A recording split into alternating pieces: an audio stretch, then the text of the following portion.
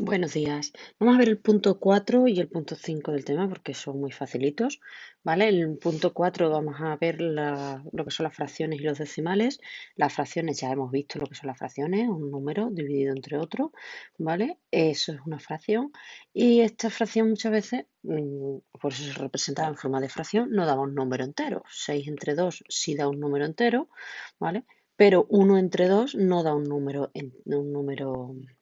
entero, por lo tanto, se puede expresar también como un decimal. Esto es muchas veces lo que me preguntabais en el tema anterior de las fracciones, si le teníamos que dar el resultado final, eh, expresado el resultado final dividiendo uno entre 2. Y yo os decía que no, que tenéis que dejarlo expresado en forma de fracciones reducibles simplemente. ¿Por qué? Porque no habíamos visto los decimales. Ya estamos en el tema de los decimales, por lo tanto ahora sí que podríamos ya calcular cuánto vale 1 partido por 2. Y es simplemente hacer la división. 1 dividido entre 2, ¿vale? Que en este caso, bueno, pues da 0,5. Bueno, pues cada vez que dividamos un número entre otro, es decir, resolvamos una fracción, nos podemos encontrar con muchos tipos de decimales. Por ejemplo, 1 entre 2 da 0,5. 1 entre 3, si alguna vez habéis hecho esta división 1 entre 3, ¿vale? Pues vamos a ir haciéndola. 1 entre 3 da 0, evidentemente. Tenemos que poner aquí un numerito, un 0. Entonces 10 entre 3 sería a 3 por 3, 9. Y resulta que me queda 1. Si sigo dividiendo, si saco más decimales, como ya estoy dentro de la parte decimal, puedo añadir directamente el 0 y me quedaría otra vez un 3.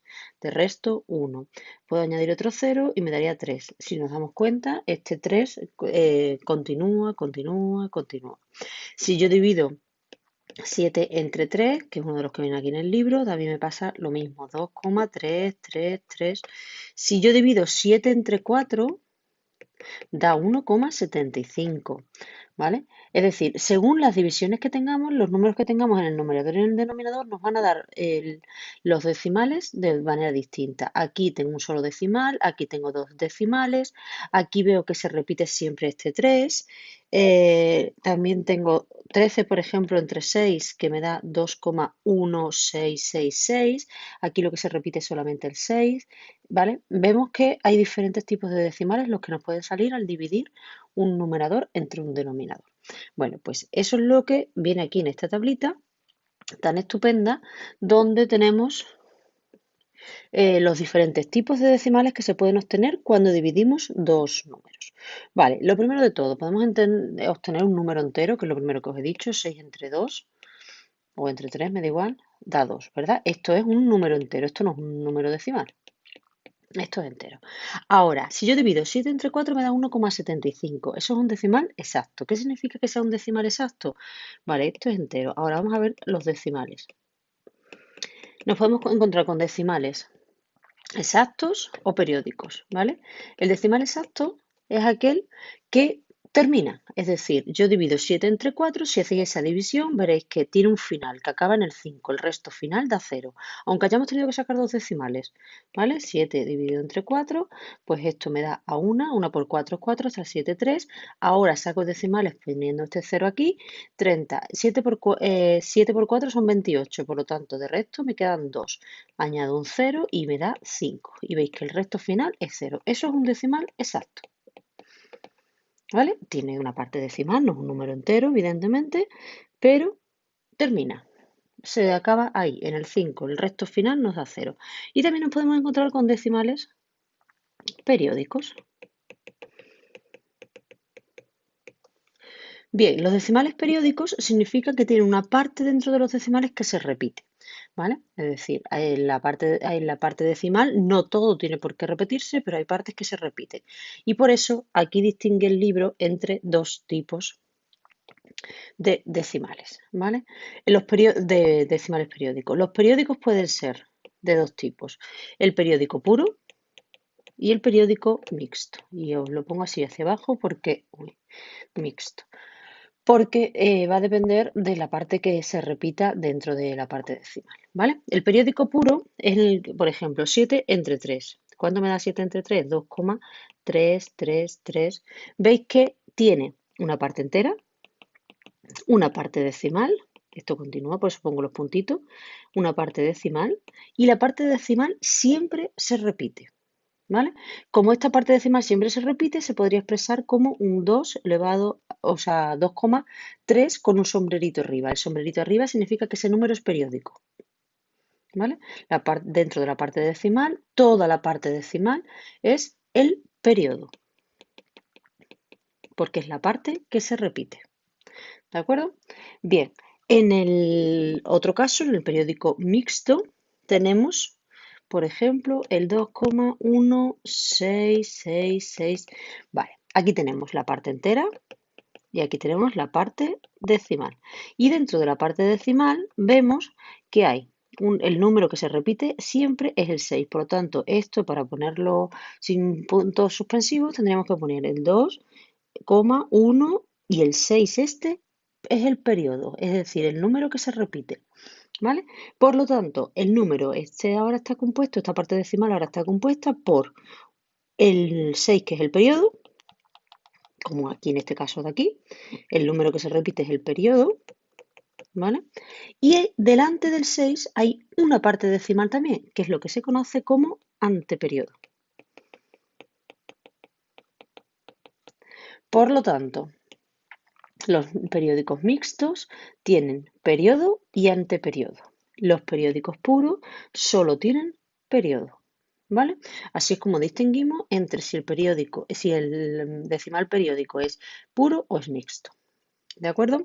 Bueno, pues eso es lo que tenemos que hacer en este primer ejercicio de aquí. Os explico estos dos y luego paso a la suma y resta de números decimales, que es una auténtica chorrada, porque es muy sencillo.